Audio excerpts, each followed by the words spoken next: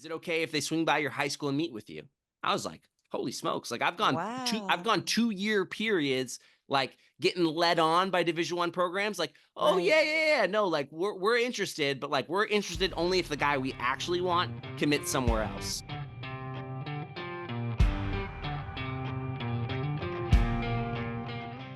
Today on the show, former Navy Division I basketball player and naval officer Grant Vermeer is up next.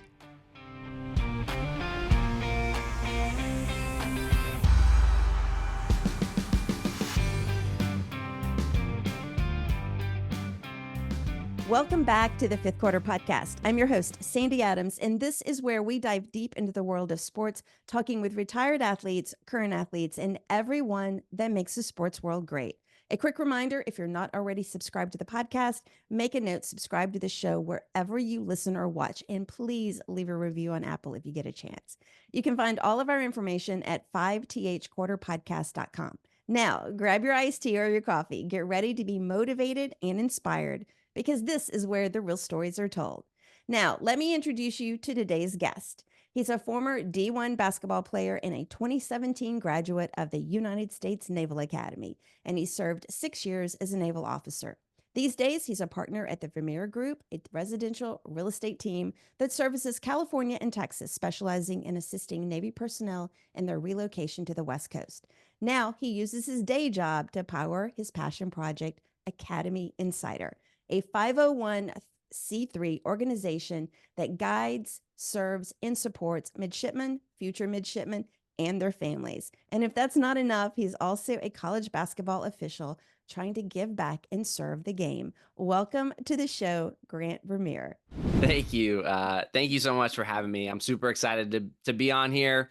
I'm a huge fan of the show. I watched Cam Kinley's episode. Cam's a great friend of mine, and it Yes. exposed me to this show. And I went back and listened to multiple episodes, and I'm a huge fan of everything that you're doing with this platform. And I think the transition is something that's funny. Is we mentioned that I'm in the military. Mhm. There's the Right. military transition out of the service. I feel like it's very similar in this realm to Yes. a athlete transitioning out of playing their sport full time. So I'm so excited to Yes. be on here with you today and have this conversation, because I think it's something that's really important, really cool. And I just think your platform's incredible. So thank you. Well, thank you so much. It's something that, I've looked back because we just had our 50th episode. Cam's is number 53, if anybody wants to go out and rewatch that. When we had our 50th episode, I just really kind of look back at just the amazing conversations I've had with like everyday people. I'm not looking for Steph Curry or LeBron James. I'm looking for those everyday people that just happen to play sports. They just happen to do that on the side, or the majority of their life. And it is very similar to the military and getting out. And as we talked in the before the show, I have a lot of friends who are in the military and were in the military, and just that transition, regardless of when it happens or whatever it happens, it's become such a part of your life, just like athletics, that it's hard to change that. And I always tell people that are out there that regardless of whether you play sports, this show can teach you about career pivots. It can teach you about identity. It can teach you about persevering and resilience. Mhm. And outside of sports or the military or anything like that, it's all about careers and finding that next passion. So let's start this conversation off diving really deep into it. Mhm. I would think that many people out there listening may be thinking, well, he went to the Naval Academy, so his future was kind of a given, and the transition had to have been easy. He already knows what he's going to do after graduation, right? Don't have much of So a choice. don't have much of a choice, right? So now let's talk about that right there. Like for you, what was the most difficult aspect of transition from an athlete to a different career? Yeah, absolutely. I think, again, growing up, sports is what we do. It's who we Yes. are. We spend so much Right. of our life dedicating ourselves to improving at that craft. Right. All of our friends are built around that. All of our family. As a kid, like I joke all the time growing up, like I never skied, I never snowboarded. Our families, we didn't go on vacation because we went to tournaments. Like we were playing games, right? Like I feel bad for my parents. Like my parents didn't get an opportunity to like enjoy life like normal kids because they're driving me around from gym to gym, and we're hopping from place to place. And again, it's just become such a massive part of your life, but we love it. It's our Right. passion, right? Like Right. you have to go from this idea that I'm going to spend 3 to 5 hours a day Right. dedicated to my passion to now having to fill that void. You're not Right. practicing anymore. You're not playing together. You're not working out together. You're not doing those things. And it's cold turkey, right? Like Right. last game played, now you're out. And Right. so making that transition from having your passion be the center of your life for so long to not having that be the case, now you need to find creative solutions. You need to be reflective and introspective. And, for me, the transition that kind of happened, and it's something I'm sure I'll speak on a ton in this episode, is that you need to transition from having your passion be the center of your life to having your purpose be the center of your Right. life. And so Yes. I think that's something that's really important. And for me, this idea of purpose is really special. This idea of, being really dedicated to service, to a higher Right. calling, to loving people, to being a help, to taking every experience that you've built as an athlete and all these incredible opportunities and now applying it and giving back and helping people in your life. Like that's the transition that you need to make to just like to fill that Right. void that inevitably is going to be there, because again, that passion that you've dedicated so much of your life to is going to be gone. No, absolutely. And I've done a lot of career coaching and worked with a lot of mid-level professionals who were somehow laid off, especially when I was living in Houston. Oil and gas industry was going up and down. So I worked with a lot of engineers, and they were devastated when they lost their job. And it goes back to that they'd put all this passion into their job. And I'm like, you have to look at the greater purpose of what you are. They can't take away who you are, the essence of who you are, but you have to not put so much value on the the job title so much as what you get up and do every day, and just find a different vehicle to do that in. Yeah. um so let's talk about that transition a little bit from the Navy to civilian life. Yep.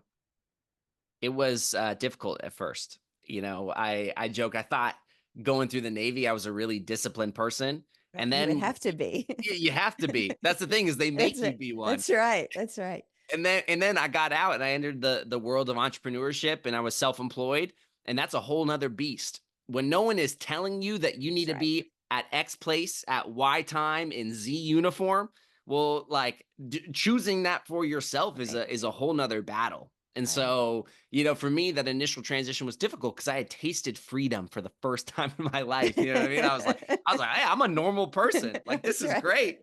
And so to actually find the rhythm and the habits of Right. being disciplined in a form of true self-discipline, that was the most difficult transition for me, was being really productive with my time, being really efficient with my time, and establishing great habits that now no one was holding me to, but it was Right. on me to continue forward with those and making progress in each venture that I had. And so for me, that was kind of the most difficult part of the transition. So let's talk a little bit about what was your role in the Navy. Like when you graduated. I already Mhm. know all this, but let's talk about what was your role and where were you stationed? Yeah, so at the Naval Academy, I majored in cyber operations. It's a new major, basically think cybersecurity. And Yes, it's after huge. it is big, and especially in the military space, where Mhm. we operate with a lot of networks and classification levels and things that are at an immense level of secrecy and importance of Right. privacy. It made cybersecurity even more important. And so from that aspect, again, I majored in cyber operations at the Naval Academy. I graduated it, and then I became an officer in what we call the Cryptologic Warfare community. And so, if you just think again, Cryptologic seems like you're like, whoa, like is he selling cryptocurrency? Like, what's Well, this yeah. crypto thing? What is it? Yeah, think cybersecurity officer. I was working in the Okay. field of general cybersecurity, and this term we'll use called signals intelligence. Um, but basically, again, to put it in layman's terms, I was working at the NSA. It was a very like cybersecurity secret type job, and I Right. worked at the NSA, and it was a very cool opportunity, supporting national defense and being involved in that realm. So super fun. The actual Navy aspect of it, and this is where being in the military is, because if at the NSA and a lot of these, intelligence agencies, you have civilians and you have military members. But the Right. military members go and support the military mission, involved within the intelligence community. So I spent my time deploying on submarines. I did 4 submarine deployments during my time as a naval officer, Wow. and that was it was surely was something.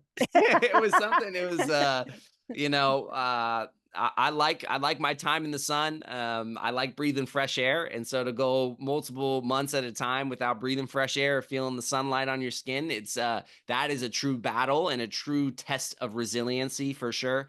But again an amazing opportunity and a really cool life experience to have. So, did you have an option to be above water or below water? Ye Kind of. So in the military, we have we call it this general triangle, right? And so you Okay. have you have, and it comes to decision making, right? So Right. you have your preference, which is one end of the triangle. You have Right. your performance in the other end of the triangle. So if you have your Okay. preference in performance, you're a high performer and you select a preference. You again, hopefully that Right. gives you some more leeway to ask what you're asking for. But then Sure. the third most dense part of the triangle is what we call the needs of the Navy. And Right. if the needs of the Navy needs something more than anything Yes. else, like it's just going to be what you do. And so I was approached.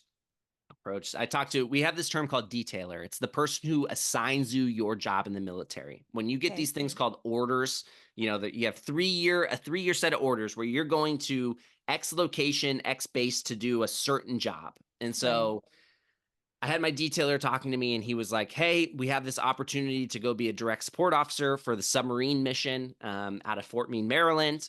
This is a great opportunity. If you finish these orders, you get to go to graduate school right away and get your master's degree for free. Like it's a cool thing." And I was like, all right. Yeah, sure. Like sounds great. Yeah, I didn't give it too much thought. I was just like, yeah, sure. I was, bright-eyed, bushy-tailed and excited to start my new career. Sure. And so I was like, yeah, let's do it. There in retrospect, there were plenty of opportunities to not go on submarines. So I kind of Yes. shot myself in the foot on that one. But again, I don't know that I would trade the opportunity for anything. It was really cool.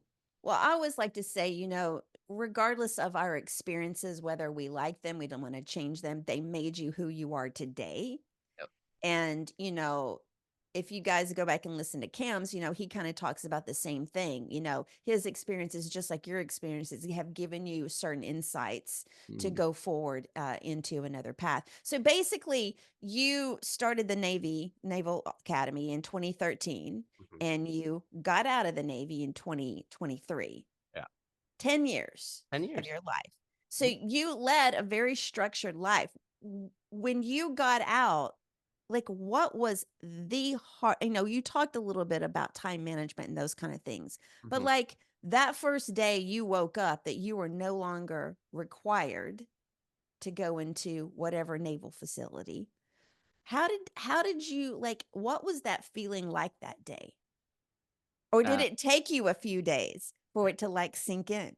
it takes you a few days. But it's funny. It's a whole gamut of emotion, to be honest with you, because there's a part of you that wakes up and you just like take a deep breath and smell the coffee, and you're like, I don't have to put on a uniform and That's go to right. work today. Like this is pretty great. But it can also, I remember it being really difficult because I think one of the really unique things about the military service, and especially being a military officer, right? You go Right. to a service academy, you go to West Point, you go to the Naval Academy, you go to Air Force, you graduate as an officer. You are a Right. part of the management and the leadership ranks within the armed services. And so it was weird because I went from being responsible for the leadership, care, morale, and lives of multiple Yes. sailors, Right. right? So you go from, again, having this massive amount of responsibility for other people, and now I'm left just by myself. It is just me. It's me, Right. myself, and I, and no one is worried about what I'm doing or where I'm at or what's happening. And so having that was difficult because it's very easy to associate, and you kind of mentioned earlier, to associate your identity or your purpose Right. with your job, right? Right. Like, this is what I do. And so when that's taken away from you, that can be really difficult. And so there was a transitory period where I needed to figure out, like, what is my purpose and how does that apply to my new life? And how can I take what I'm doing for my job in today's world and align it with my purpose? I think the Right. most important thing that we can do, and the true like definition of integrity, like, this is what I love about integrity, this idea of integrity. It's aligning your actions to your values, right? Like, Right. what are my values? What is most important to me? What is my purpose? And if I'm a man of integrity, I'm going to act in a way that supports those values, right? Mm-hmm. And so, for me, it was something that was really important. It was established to me at my high school. So I went to this high school called Bellarmine College Prep. It's a Jesuit Catholic high school out in Northern California. And the ethos of the Jesuit order is being a man for others.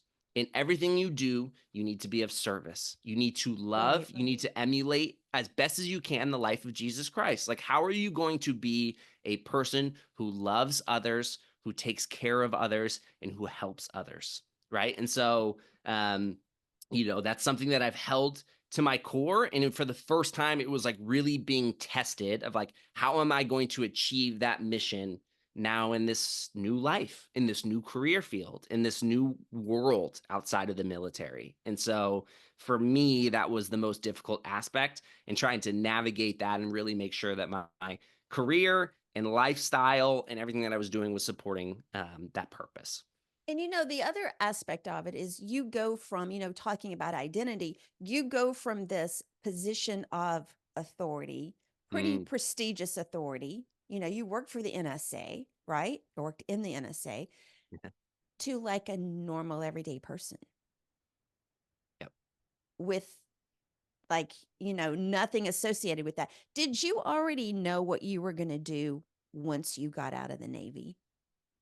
I did. This is where I was definitely lucky. I knew what I was going to transition to, more or less. My mom had been a long time real estate agent. I had witnessed her life, and I knew that was a career field that I was going to enjoy doing. And so for me, I had this vision in my head, like, when I get out of the service, I'm going to join up and partner with my mom and build out this residential real estate business, being realtors in Texas and Right. California. And so at least from that perspective, I knew what I was going to do. But kind of like you're saying, taking away that, for lack of a better term, that status of being in the military. And if you're not careful, it can get to your head really Yeah. fast, right? Like, I Sure. think the stuff's so silly, but like, I understand the rank and the importance of structure in the military. It's like, every day I drove on to base, I'd give my ID to the gate guard, and the gate guard would scan the back of the card, look at it, and see that I'm an officer, right? And because he Right. saw I'm an officer, he had to salute me, That's right? right. Every morning you get saluted by someone coming in. And if you aren't careful, that can go to your head really fast, right? Like, that can go to this ego that, like, I'm a person of such importance that, like, this person who's checking gate guards has to salute me every day, Sure. right? And so Sure. that was a battle every day in and itself, because again, if you aren't careful, again, that can go out of control, and there are people who kind of get consumed by that power and Yeah. responsibility. um and again, for me, it was something that I was always really conscious about, and like, all right, how do I make this as personable as I can, and be like, hey man, like, thank you so much, like, I really appreciate it, like, you're good, like, don't worry about it. Not even don't worry about it, because again, you have to respect the um Yes. you You have the have to. rank structure, but it was like, Right. it's like a genuine, like, hey, thank you, right? Like, Right. thank you, and I appreciate it. And so, you just keep it going. And so for me, in that transition out, right, like, I felt like it had given me, you're saying, a certain level of baseline responsibility and Right. status. And so, like, coming out of the military and recreating that on my own in this new world is like, how do I want my baseline brand to be? How do I want like my baseline when people see me again in the military uniform? It was with my rank quite literally Right. on my uniform, but it's like, how am I going to present myself now outside of the uniform in a way that hopefully generates that same level of respect, right? And Sure. so that was always something that I've been trying to deal with as well. And I think it just comes down to, and again, this is something, especially in uniform, it's like, how do you treat people? Right? Like every Mhm. interaction, the way that initial interaction, the tone of your voice, the level of attention and genuine care you have to the person, that your general level of like positivity and friendliness and kindness, like that's going to be your first impression in every single thing you do. And so I knew getting out, like that was my focus, is like, how am I going to treat every day simple interactions with people, and how am I going to do it in a really great way? Like my and I'm sorry for a little bit of a rant here, but No, no, no. You're fine. You're fine. I really believe that the most important thing we can do as individuals is never underestimate the impact you can have on people's lives with simple actions, right? With simple kindness. The amount of impact you can make in someone's life with 5 minutes of conversation, with 5 minutes of care, with 5 minutes of love is unbelievable. And it's things we won't even give a second thought about, right? And Mhm. so, and you getting out and getting into the world of entrepreneurship and building my own brand, I was like, I need to carry over those lessons, and I need to be extremely kind, extremely attentive, extremely respectful, and do all of those things in a way that showed people that I genuinely care about them and I want to help them. Right. And so that was the transition for me. Um, and something that again that I was really focused on as in making that transition out of the service. When you were talking, it reminded me of something I heard, and I don't remember who said it, but it's like, you know, people remember how you make them feel. They Hmm. may not remember what you said, but they remember generally how you make them feel. And that's something that, I also try to do. And maybe it's I don't know if it's the Southern upbringing in me or not, but, I try to make, be nice to everybody, Yeah. and try to, leave something with them. And, you talked about why you picked real estate, but what do you get out of real estate? Mm. Yeah, for me, the reason I picked real estate is I felt like it fit really well with my priorities of why I was getting out of the service. This is something, again, for all my athletes, this is going to be a direct conversation to you, Right. right? When I was getting out of the service and making the decision to get out of the service, I did a reflective exercise, right? And I wanted to prove to myself that getting out of the service was the right decision for me. But in order to do that, I needed to actually reflect on what was most important in my life, right? So Mm. I brought out a big whiteboard, and Sandy, I can share this picture with you, but like, I love that. I love that. I have one over here. gotta have it, right? And so I brought out a big whiteboard, and I brought out like the things that were most important to me in my life, right? And the first one was being able to spend more time with my family and friends, right? Yeah. People is the most important thing in the world to me. I love people. I'm a people person. I believe that real estate and everything that I do is in the people business. And Right. so for me, I was very invested in choosing a career that allowed me to be around my family and friends at a much higher frequency than I was in the military.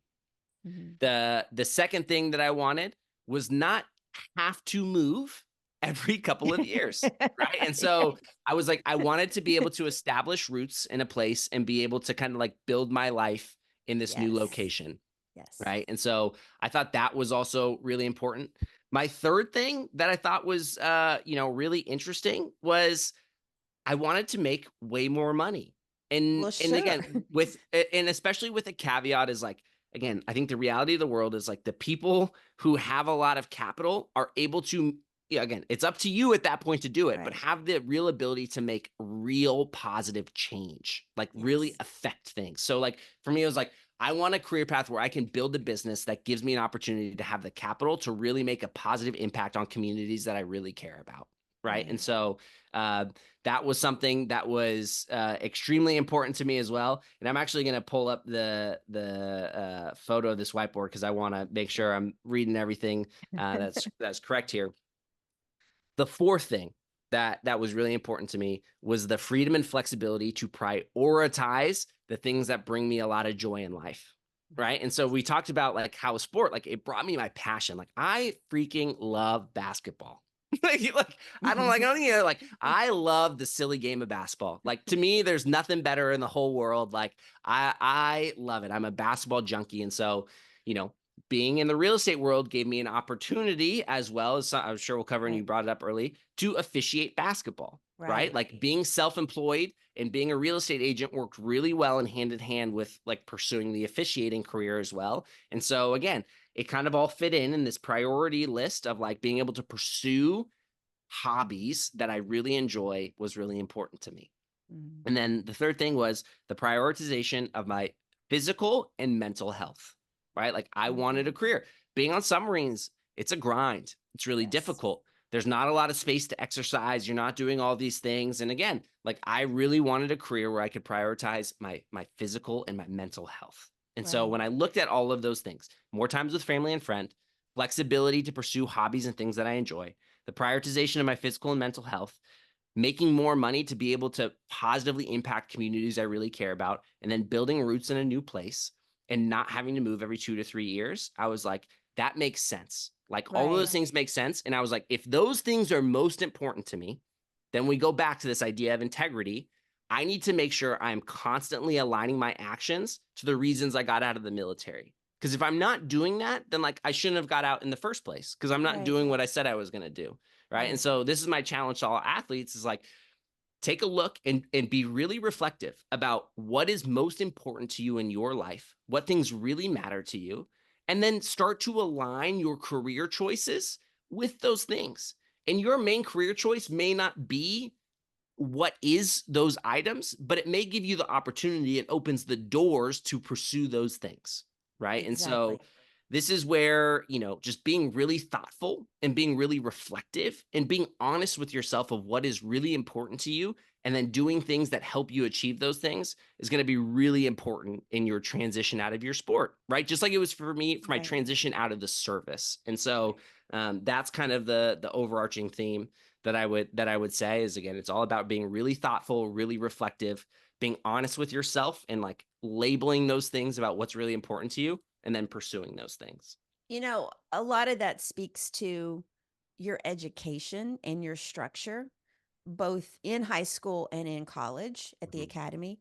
Um, you know, I look at the conversations I've had with other athletes who Yep. did not have that structure, because the academy gives you a great deal of structure, Yep. right? And I think for the stories that I've heard, that thought process is kind of hard to think about. Mm. I Mm. think for the ones that I've talked to, it's more of the feeling, or they don't necessarily know what to do next.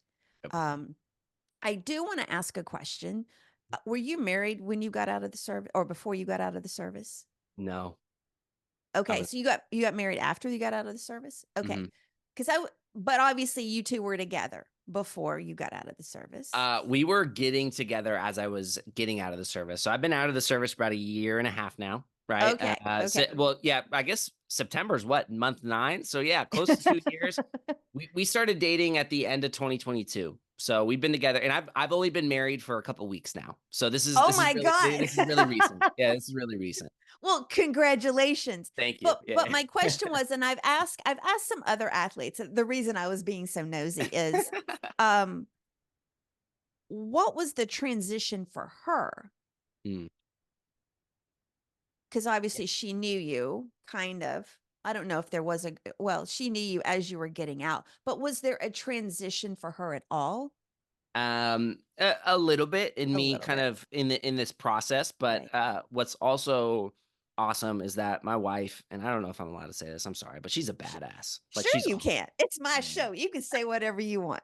she's a badass. She's awesome. So she also went to the Naval Academy, and she currently is a Navy helicopter pilot. So she's still flying down in San Diego. So I'm living in San Right. Diego as a result of her and following her Right. around. And Right. so the transition was a little less because we're still in the military lifestyle Well, overall, just sure. me now as a spouse. Right, So, right. So uh, it's because like some of the guys that I talked to that were married, especially if they lost a career because of, injury or something like that, their Mhm. wives had a really difficult time because they went through a lot of depression and everything like that. And their wives were like taking care of everything.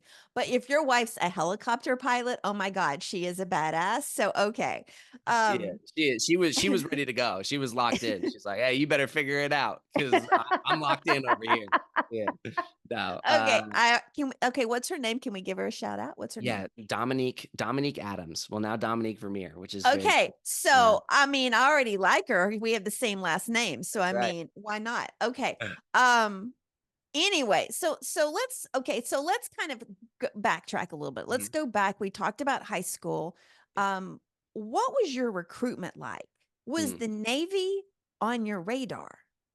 No, not really. This is actually a really funny story. Okay, great. So I love funny stories. when I was going through my recruitment process, it was freshman year in high school. My dad sits me down and he's like, "Do you want to play college basketball?" Right? Because again, here's the reality of my life. I'm a 6'2" white guy. All right. It's not like Duke. It's not like Duke in North Carolina were knocking on my door. All right. I I love I that. I I love had to that. be I had to be very proactive in my recruitment, right? Like I'm Sure. not a generational talent. I'm not even an elite talent. I was just a kid who was pretty good at basketball, right? And Okay, so for me, I was really on that like D3, D1 border, right? I was an right. Ivy League, Patriot League guy or D3, right? And so I knew that like I wanted to be in that realm. Like that was something that Well, was important to me. so Yeah. wait a minute. What you said Ivy League. Yeah. So why Ivy League? For me, again, so I love this. If there's any kids out there, right? Like this is my thing about sports, and I guess this goes for current athletes too. Actually, Sure. is I am a firm believer. Like, and I believe this since day one, and this is because of my dad, and I'm so grateful for his influence in my life. Right. Right. My biggest advice to athletes is to not let your sport use you, but to use your sport to get where you want to Yes. get in life. Yes. Use your sport to open up doors to achieve what you want to achieve in life, right? Right. And so for me, I knew that I wanted to use basketball to get into an incredible university, right? And so Okay. this is why kind of again, Ivy League, Patriot League, like I knew one, I sure as heck wasn't good enough to get into like play in some of the higher mid-major conferences. Um, but I also knew that I wanted to attend a university that was again prestigious, right? Like that was Right. something that was I wanted an elite education. And so, and again, I was I was smart. I'm not smart enough to get into Harvard on my own, right? Like that I love with that. without basketball, right? So Right. for me it was like, all right, how am I going to use the game of basketball to get where I want to go in life, to get into a school I otherwise wouldn't be able to get into, Sure. right? And so we're genning up like schools that I'm going to send a note to, right? I'm going to send an email to the recruiting And you're a coordinator. freshman in high school. I'm a freshman in high school.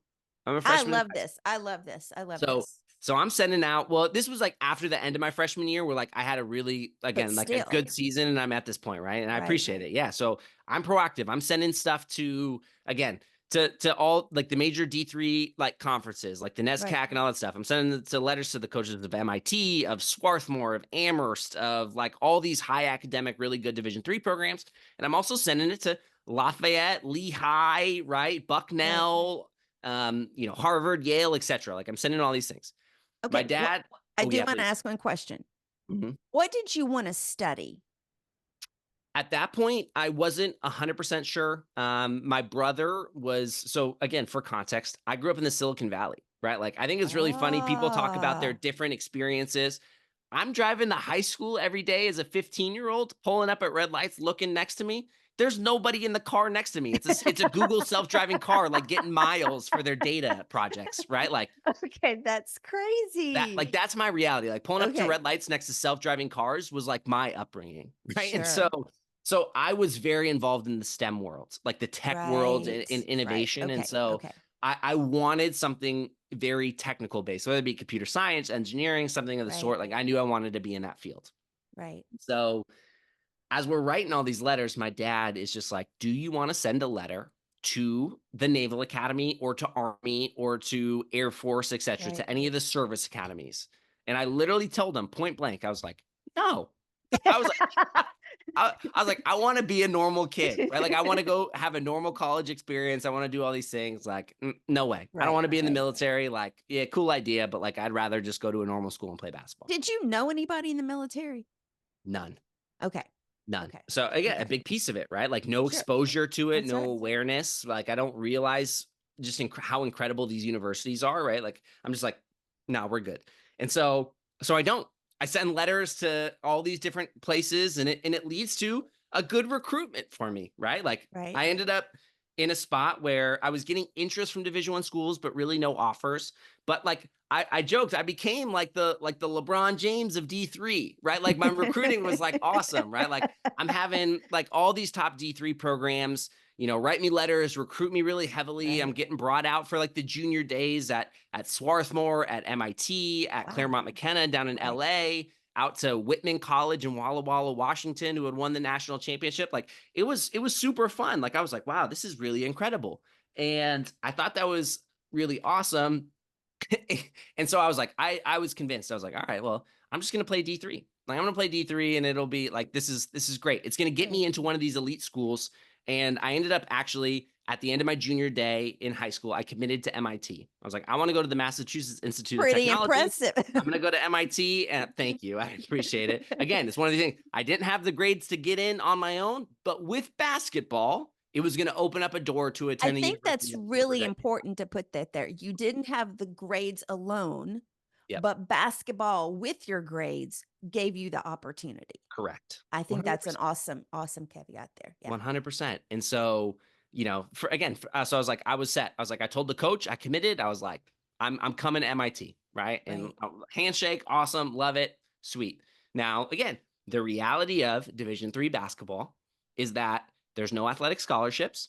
Right. And with MIT, the coach could give me the wink, wink, nod, nod, like we're gonna get you in, but there's like no guarantee that I'm gonna get into the school, right? So I have to keep options open still Yeah. for my own Right. safety, right? Right. And so I go into junior summer, going into my senior year, and I get a little bit like I hit puberty, right? Like I start to develop a little bit, I grow, I fill out a little bit, Right. and I have a really good summer.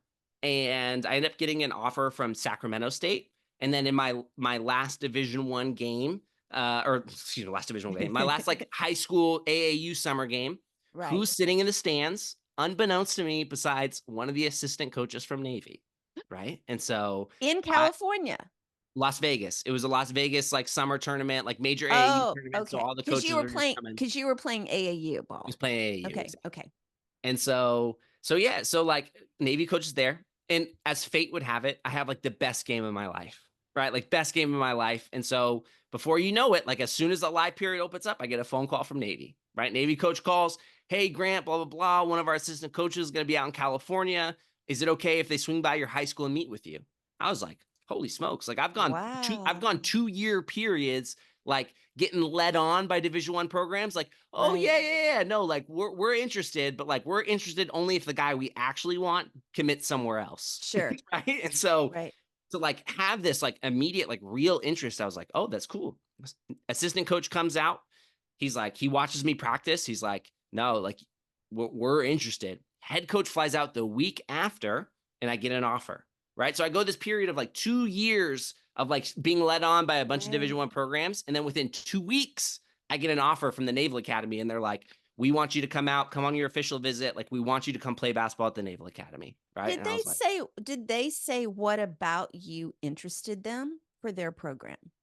Yeah, they did the classic thing. Obviously, I was a good student, so like that was Sure. Sure. positive. They're like, hey, you're a good student. You're gonna fit in really well at the school, right? Like we believe you have the ability to come in and play and make an impact, like in our program and Right. do all these things, and we fit well. And again, the reality was as well, I was the first recruiting class for a new coach at Navy. So the year before my Oh, senior year in high school was the first year in general for Ed DeChellis. He had just come from Penn State. And so I was part of his first recruiting class, right? So I just had to right. take a chance. Like his thing Right. was like, hey, we're a new program. We're recruiting. This is our first recruiting class, and we want to bring people in who are, responsible, mature, and ready to come in and play, right? Did Ready they to come not in and have play. did they not have basketball prior to you coming in? No, they did. It was just Okay. different Okay. coach, right? It's Just different different coach, and coach. Okay. and again, when that coach left, some people transferred before, and other people just didn't play or whatever Right. the case was. Um, so yeah, it was just one of those things, and so I was like, all right, well, like I'm already committed to MIT, but like couldn't hurt to go on an official visit, right? Like couldn't hurt, Right. and so I went on the visit, and if you've never been to Annapolis, Maryland Oh, I before, have. I oh have. my gosh, It's gorgeous. and the It is pomp gorgeous. and the pomp and circumstance of the Naval Academy and the show that they can put on, like you go and you just like you go there and you just feel something special, right? Like I when we felt talk, something just like walking across the yard, like just standing. yep, It's a really incredible place. it's a really incredible place. So like then I was like, all right, well, now I have the opportunity to play Division 1 basketball. It is an elite institution and it's going to be completely free, right? And again, we're in a situation, our family, we made too much money to qualify for financial aid, but Yeah. certainly not enough money to pay for a $250,000 like college bill, right? Right. And so Right. um so again, there's a certain aspect of like this is great for the family, this is great for me, and I realized probably not fully as a 17-year-old, but I'm so Yeah. glad I did. Now upon reflection, is like the Naval Academy is unbelievable. Like when we talk about going to college not being a 4-year decision, it is a 40-year decision, and choosing the Naval Academy unlocks 40 years of camaraderie, Mhm. of success, of purpose in your life. Like it's incredible, right? And so just super grateful that it worked out that way. You know, in Kim's interview, we talked a lot about how he tried to prepare Hmm. for his first year, Yep. but he was unprepared. Hmm. Like there's no way. Like, so what was your first day like? What was the shock it when it your was parents dropped you off? it was a shock, all right. So I run a nonprofit now. It's called Academy Insider, Mhm. and the reason I started it was because of the story that I'm about to tell you right now. Okay. So when I showed up to the Naval Academy, I was excited. I knew that I was going to a military school, but I didn't like fully realize what that really meant, right, and what that really entailed. And so I show up and I'm like, oh, this is crazy. Like this is a lot going on. But then my first detailer, we use this term detailer. It's an Right. upperclass midshipman who's a part of the plebe summer detail, meaning like they're one of the midshipmen who's responsible for training the plebes, the freshmen at the Naval Right. Academy Right. during that plebe summer. And so this first detailer is like the sweetest girl of all time. She's like, oh, come on this way. Like, you be fine. Come, like, yeah, bring your bag up here. We're going here. And I'm like, oh, what's everyone talking about? Like this Yeah, place this is easy. this is totally fine. I was like, this is totally fine. So I'm like, I drop my bags off. I'm doing this. I'm like folding my clothes. They're like teaching you how to fold stuff. And then I have to go to the bathroom. So I'm like, all right, well, I'm just gonna go use the restroom. So like I like walk out into the hallway. And as soon as I walk out in the hallway, like another detailer sees me and he's like, what the heck are you doing? And he's like, he just starts screaming at me. He's yelling. He's telling me to hit a bulkhead. I have no idea what that means. I'm standing, like staring at him. I have no idea what's going on. And he's like, he's going in on me. He's like, you undisciplined, blah, blah, blah. How could you be doing this? Like, what are you doing? You don't know what's going on. Hit a bulkhead. Like mass Oh my confusion, God. right? Mass confusion. And so now I'm like standing there. I'm like, what did I just do? That's right. What did I just do? And it certainly didn't get any better, because what's funny about the Naval Academy is your first couple weeks during that plebe summer, that military Mhm. indoctrination period, you're not playing your sport. There's no sports Right. practice for the first couple weeks. So Right. I'm like, what did I just get myself into? And so I literally wrote a letter home to my mom. A lot of times I would write letters. Again, we don't have our phones. There's no communication with That's family right. besides quite literally handwritten letters. I write a letter home to my mom, and normally I would address letters to like the Vermeer family. Oh, dear family, to mom and dad, to blah, blah, blah. Like, this one Right. was just to mom. No one else. This is for mom. And it just said in all caps on the beautiful Naval Academy stationery, the big like logo on the top of the paper, that says, I hate this place. I just want to be happy. Please save me, mom. Oh my And gosh. I hated every bit of it. I hated every bit of it. And so it was a massive shock to me. And again, it would be hours if we told the full story. But again, this is why I believe the power, like to never underestimate the power of simple actions, because it was quick conversations from people who probably thought it was a routine thing in their day to day that like Right. kept me at the Naval Academy.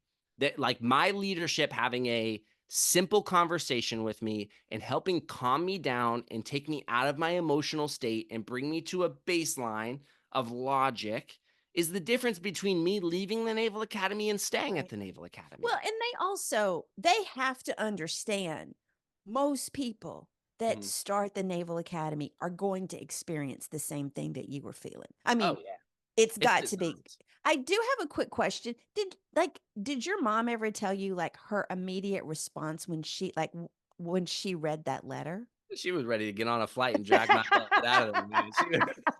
Mama's She coming to save you. Mama's coming to see. Yes, she said, "That looks like a request to me." I'm like, "I'm going, right? I'm going."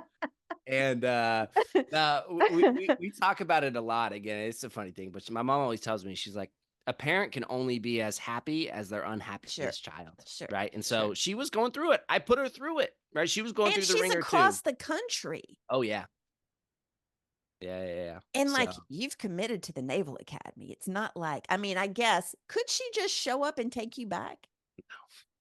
no, I would have to initiate it, right? Like Yeah. Oh, okay. you can leave, like you can drop on like drop, we call it DOR, drop on request. Like you can Yeah. leave. But yeah, my if my mom showed up, they'd be like, "Ma'am, thanks for coming. Like you need to leave." Yeah, you need to leave. So yeah, I mean, it was again, it was one of those things, but it was my first real lesson in resilience. It was my first real Right. lesson in overcoming adversity, right? And I think that is like just tremendously important. Why I'm so grateful to the academy. So before we get into the basketball aspect, I do because you just touched on that. Let's quickly just talk about um I believe that you started this nonprofit we talked about, Yeah. which was Naval Insider, Hmm. and you started it right after you got commissioned as an officer. Is that Correct. correct? Hmm. Okay, so can we just quickly talk about that and kind of what your objective was in order to start that? Yep. Long story short, as you heard, hated the academy. did Hated the your academy. did your mom keep that letter? Oh yeah, we still have it to this day. Thank goodness. Thank goodness, because it makes great content now. Sure it does. Sure it does. um, but no, hated it at first. Because of the education of the Naval Academy and the investment of mentors in my life, I started to get it, right? I started Right. to get it. I understood it. And by the time I was at the end of my Naval Academy experience, I was like, I loved it. I was bought in. I believed in Right. it. And I understood the purpose of everything that I went through in that difficult period. And so I knew, in a conversation with my dad, though, I brought up, I was like, I wish I would have done a better job communicating to you guys about what I was going through at the Naval Academy because I felt like I put them in a bad spot of how to actually support me because they didn't Sure. understand what was going on in my life. Even in this episode, I've had to stop and pause and explain a couple of acronyms just to make the stories make Right. sense. Our whole life is that way. The Naval Academy is so unique. There's so many Right. intricacies, so much slang and jargon that's so specific to the Naval Academy that like trying to understand what your son or daughter is going through is a nightmare, right? And so I was like, all right, how am I going to take my experience and help make it better for the next wave of midshipmen that are Sure. coming through, right? And so it started off as just a blog, right? Like I Right. was writing blogs, giving my advice. I did a couple of Facebook live videos to help answer some of the questions about what plebe summer is, some of the Right. terminology for the parents whose kids were currently going through the experience. And so I knew like that was it. And for me, I say I started it in 2017. It wasn't like a nonprofit at that point. It was Right. just a passion project, something I was Right. doing to give back. And then when I got out of the service, I was like, all right, I want to turn this into a real entity and provide the best service that I can give. And Mhm. so I got it incorporated. It's officially a 501c3. It's approved as a tax exempt organization. We accept donations to everything. And our mission is quite literally to support the Naval Academy community. And so Academy Insider at its core is all about guiding and serving midshipmen, future midshipmen, and their families. And we Right. do that primarily through education. But we're getting ready coming into 2025 to really expand our umbrella into charitable giving and hopefully really give an opportunity for disadvantaged midshipmen families who may not have the Sure. financial means to, again, come out to Annapolis to, again, these are all unique Naval Academy things, but we have like we have I Day, right? The induction day, your first day at Right. the Naval Academy. It's a really special moment in people's lives, but a lot of people can't afford to be there, to fly to Right. Annapolis, to be a part of that event. And I think that's really important for the family dynamic for that to happen. Um, we have this thing called Plebe Parents Weekend at the end of Plebe Summer where parents can come and visit their son or Right. daughter and see the transformation that's happened. But again, now we're talking about multiple flights to Annapolis, Maryland. We're talking about multiple nights of hotels. That's not feasible for a lot of families, but I Right. think really important in the family dynamic of everything.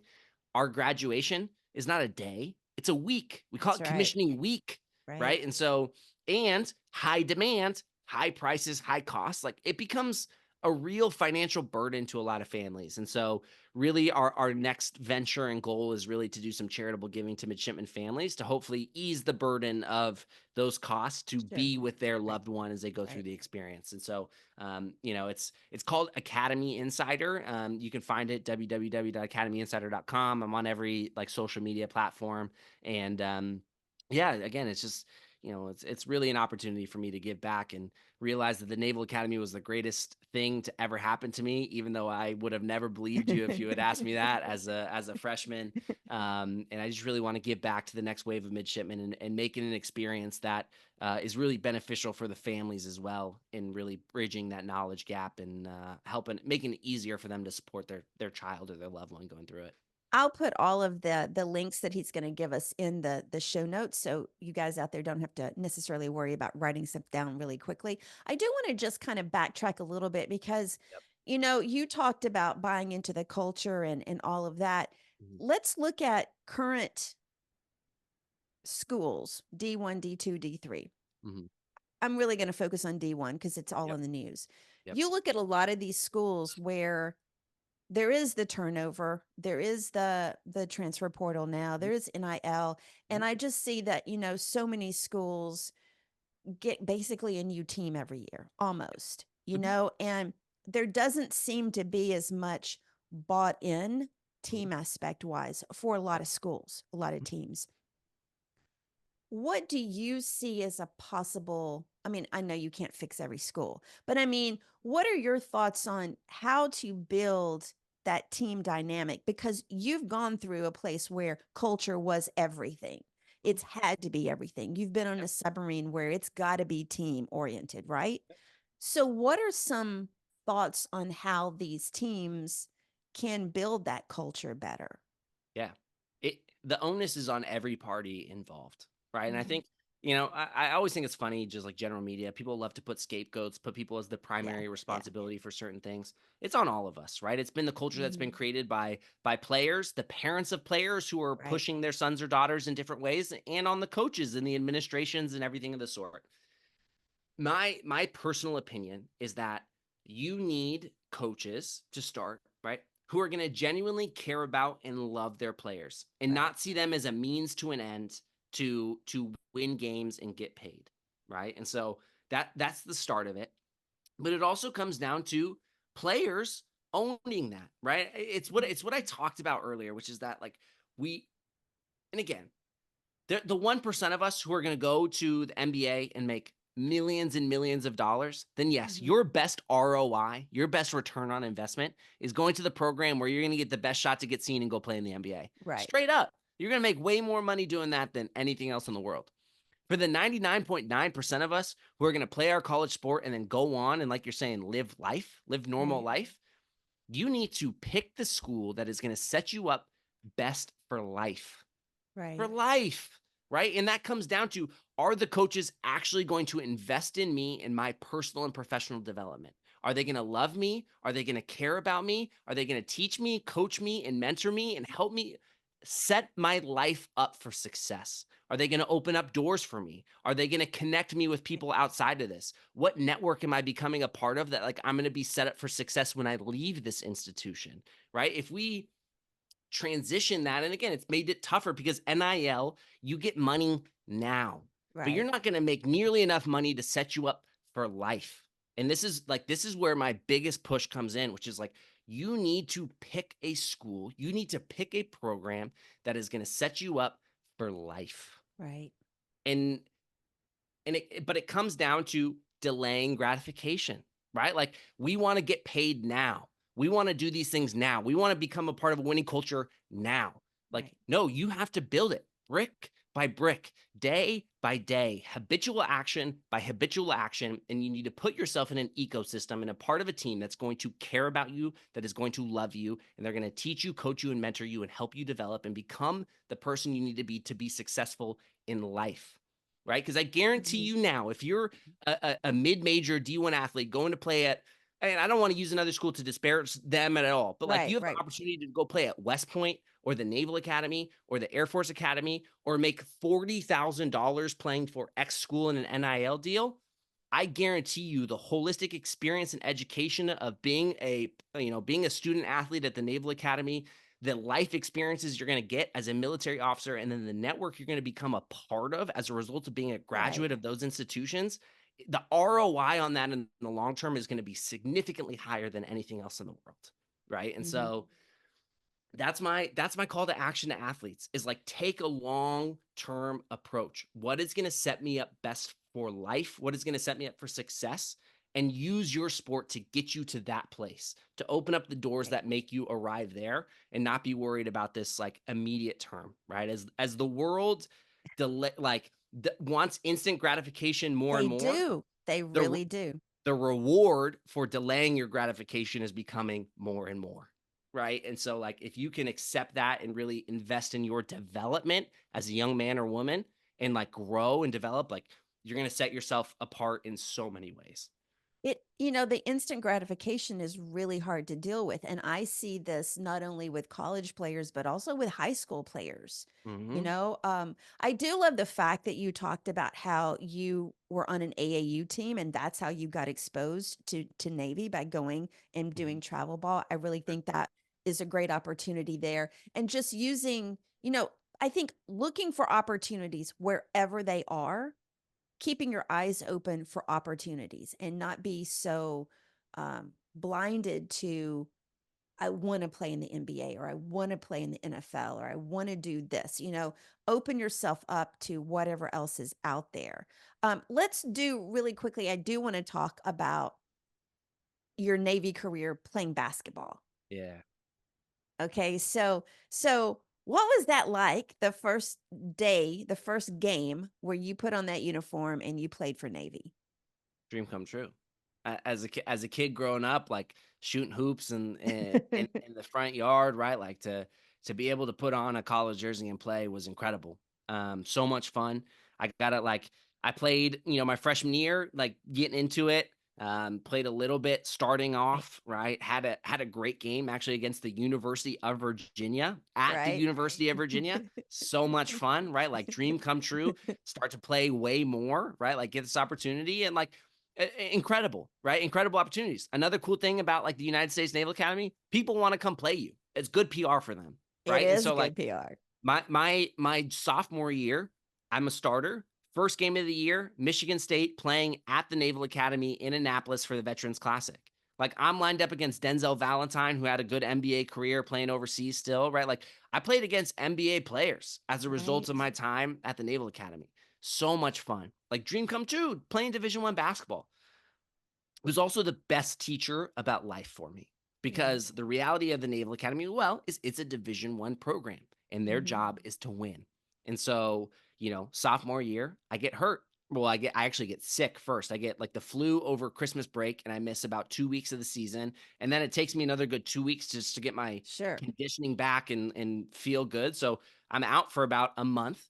And during that time, a freshman came in, got the opportunity to play and capitalized on it. And then, as Wow. it turns out, just a better player than me, just straight up like a better basketball player. And so he ended up going on and playing. In my junior and senior years at the academy, I didn't play much, right? And so, Right. what a good life opportunity. Again, originally off the bat, yeah, I pouted. I was like, "This is ridiculous. This is unfair. Like, I don't like this."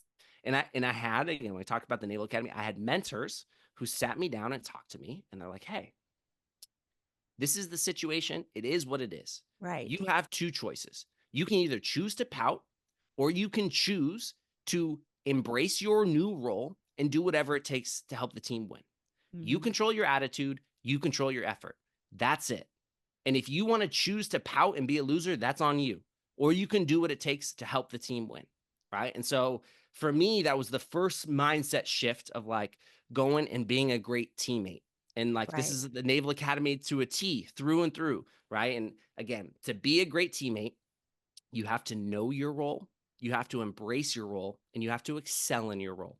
Even if you hate your role, my role early on was to play, was to Right. contribute. My role later on in my time at the Naval Academy was not that. My role was to be a great practice player and to like bring positivity and do all the additional little things to help the team win. Did I like that role? No, I hated that role. I'm a competitive person. I want to play, right? But like Right. that's not my choice, right? Like it is what it is. And so now I have the option to do it. And so again, I realized what my role was because a lot of people are delusional. They're like, that's not A my lot. role. A lot Like, of delusional. yeah, no, but it is your role. Like Right. it's been decided by the coaches. That's your role, right? So again, now you're at a point where you have to know your role. You have to now embrace your role as hard as it is, and then excel in your role. Right. And so for me, then it was like, all right, how am I going to be a great practice player? How am I going to be involved in scouting and film study and do my best to replicate what the other teams are actually doing to give our starters the best look before we go into the game? How am I going to be always positive, cheering, bringing energy, being attuned to how the starters are feeling? How am I going to like talk to them, motivate them, help them, guide them, whatever it is, and do it because that's what I can do to help the team win, right? And so like what are we doing as a unit, as an individual to get outside of ourselves, to get out of our mind and our own selfish personal desires and embrace what our role is to help the team win and help other people, right? And so Mhm. for me that was a great life lesson and development in the process in this whole thing, and I'm so grateful for my basketball experience as well because when we talk about it, basketball taught me so much about what I needed to know for life, right? To Sure. set me up for Sure. life. And so so grateful for the whole I'm experience. gonna use your quote that you had in there.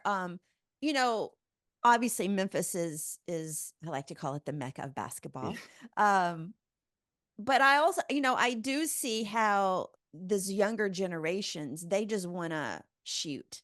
And especially high school kids, they just want to shoot. They think that's the star role, and no matter, they have that chip on their shoulder that they know everything, and Yep. some of them feel a little entitled, Sure. you know. And I think, what you just said sums up. And I'm not sure if every high school student is mature enough to realize that. They don't want to Sure. give up that dream because I think every all of them want to play in the NBA or they want to play in the NFL. Sure. But it is something that, you know, in order to be a good teammate, you do need to know your role, and not everybody can shoot. And I want to say it was maybe, I don't know, LeBron James or somebody else who kind of numbered it down and said, if you score this many points in a game, that means the ball is in somebody's hand just this many times. What's everybody else doing when they're not shooting? Yep. And it comes down to, you can't win games on just shooting. You've got to Yep. have defense. Yep. You've got to have the people that pass the ball and everything else. I think that was great information there. Was it hard? I know that you went on and played. I want to say this. So Yeah. you won a silver medal in the 2019 Military World Games, Yeah. and that was after you left the academy. Yeah.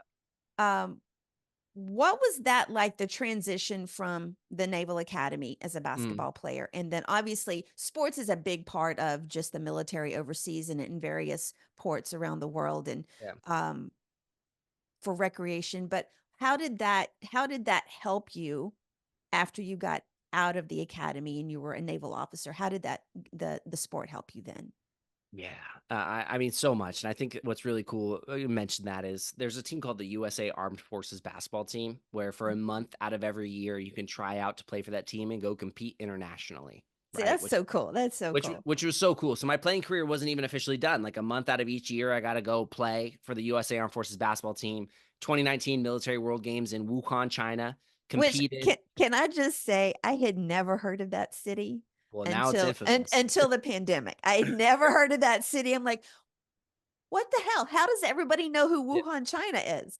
Yeah, Okay. it's now my icebreaker in any group, which is that like likely I was the number one in every athlete, like the USA delegation of athletes was like the number one super spreader of COVID in the world, likely. You know, when we left that trip, we You spent are 2.5 joking, though. weeks. Yeah, I'm not. We were 2.5 weeks in Wuhan in between October and November of 2019, right? And at the end of the trip, everyone, not everyone, but like half the delegation of athletes was sick, right? But we just assumed everyone was just competing at an extremely hard, like high level. We had just, basically done international travel all over the world, like all these Sure. different things. But like people were sick, and again, everyone just assumed we were just exhausted, right? And at that point, COVID wasn't Wow. a thing. We didn't know Right. anything, Mm-mm. and there's no way to confirm that we actually had COVID and brought Right. it back. But like we were in the epicenter of COVID. We were in Wuhan for 2.5 weeks, and there were athletes from every country in the entire world who were in that place, and then flew home to their respective Oh countries my God. like immediately after, right? And so it's like wild. So that's like my fun fact is like there's a chance that like me and my friends are like the number one super spreaders of COVID before anything in the world. Like, I mean, it's you not know, funny, and but um, and so yeah, I mean, wild experience. But to answer your question, I'm sorry for the tangent. Is that that's I okay. do I there are a couple things that I'm most grateful for about being a college athlete and how it prepared me for my job as a naval officer and it prepared me in life. And the first one is that it got me really good at handling hard conversations. Right. Mm, And so I think this is really important in life, right? Especially if you're in a management and a leadership situation. You need to have the humility to be able to be a champion at receiving critical feedback, which means be on the receiving end of hard conversations, right? right. And be able to receive that information from coaches, from teammates, from peers, whatever it is, if you are doing something wrong, right? Right. You need to be able to have the humility to actually listen to what they're saying and not immediately get defensive, right? And Right. so basketball taught me that, which was really important. It also taught me that I need to get really comfortable at having uncomfortable conversations on the giving end, right? If I'm Mm, seeing something and again, we're not setting screens appropriately, we're not running the play correctly, we're not doing these things. If I just let it slide, then I'm actively contributing to us not doing as well as we possibly could, sure. right? And so, out of a sake of accountability, you need to be able to speak up and have the courage to bring those things up and have those hard conversations. But those are really difficult conversations to have because if you Hmm. approach it in the wrong direction, if you have the wrong tone, if you do things wrong, like you're going to either personally affect that relationship with that person or that person's not going to be able to listen and receive it, right? Like being on the Right. giving end of those conversations is also really important because Right. what's most important is that you actually articulate and get the message across in a way that is received by the other person, right? Hmm. And so that is a really difficult situation and thing to balance. And guess what? As a leader in the military, as a guy who led a division of upwards of or a department of close to 60 people, I had to have a lot of really difficult conversations with a lot of people, right? And Yeah. so, having that experience and practice of having really difficult conversations, of having the right setting, of having the right tone in my voice, of having the right messaging and content of what I'm actually saying, like that takes a lot of practice. Like that's a muscle that you have to train. And Hmm. so for me to be able to have that experience as a result of basketball was super awesome in my day job. So now let's go to you're now a referee Yeah. for the NCAA. Yeah. Was that something that you had to wait until you got out of the service to do, or had you started doing that before the service? I didn't have to wait. I did wait just because I didn't really know about the opportunity. Oh, It was actually the interjection of a mentor who was like, "Hey, you should consider officiating basketball." That got me into it. right. And that didn't happen until I was actively transitioning out of the military. So I started officiating about 2 years ago. I'll be going into my third season this coming year, and it was just awesome, right? Like this is going to be my plug to all the athletes who may be listening. If you're looking for a way to stay involved with the game, like officiating is an incredible way to do it. Again, I mentioned I'm a junkie. Like I love basketball. I needed a way to stay involved with the game. I don't have the time to be able to coach, to be able Right. to invest in that. So it was like, how am I going to stay involved in the game? And how am I going to serve the game? Right? How am I going to give back to a game that I love?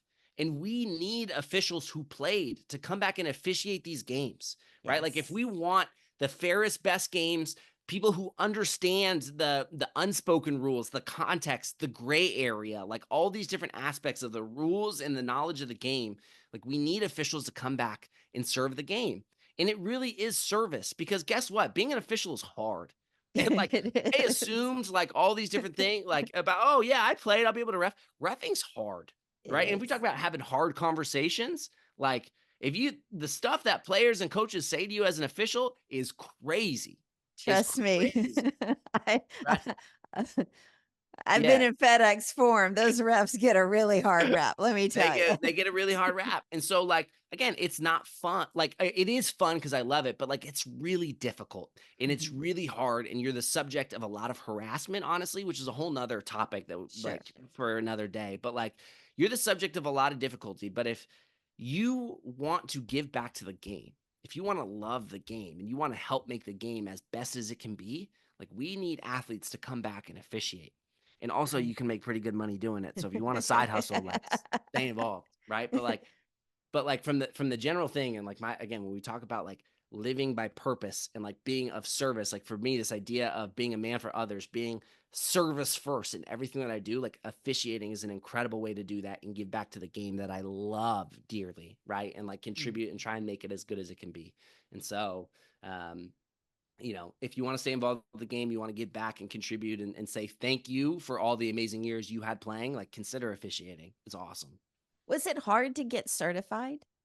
Was it a Uh, long process? no, no, like that. The barrier to entry is actually really low. You have to pass rules tests and you have to pass Right. mechanics tests about like how you should be moving, functioning, positioning as an official. But that's it, right? And then at that point, it's just performance based. It is purely a meritocracy. Like if you do a good job, like you will continue to advance. And so that's one of those really interesting things. My first year, I worked a lot of like JV and middle school games, right? Like to this day, the most brutal parents that I've ever experienced They were like are. seventh grade B game girls at a random middle school in Austin, Texas. Like They brutal, are. dude. They are. Brutal. Uh, Um, and so you start off doing that. You do high school games. I worked low level college this past year. A lot of NAIA, JUCO, right. D3 Right. stuff. I'll work a full Division II schedule this coming year, and then hopefully make my way into the Division I game in the next year or two. And and I hope you don't come to FedEx Forum.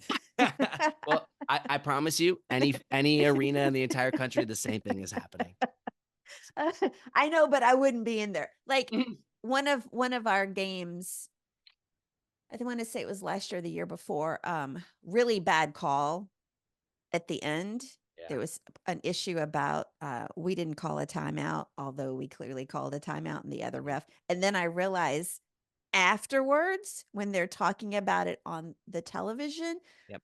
the ref that made the call, I went to high school with him. Uh, mm-hmm. I was like, I hadn't seen him in like 25 years. I Yeah. don't know him. Yeah. But It's that's crazy. tough. Okay, so where can everybody find you online? I know we talked about the Naval Insider, but where can everybody find you online? LinkedIn. If LinkedIn.